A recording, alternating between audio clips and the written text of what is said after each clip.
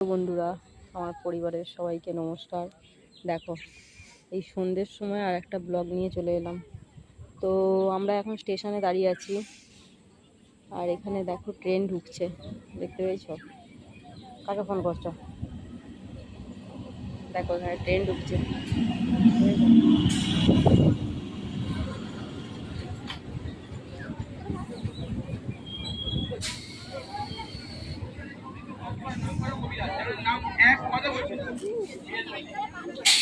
আর এখানে আকাশের অবস্থা দেখো, খুব খারাপ।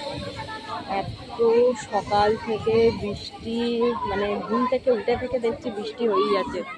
তো সারাদিন বৃষ্টি ছাড়ার নাম নেই।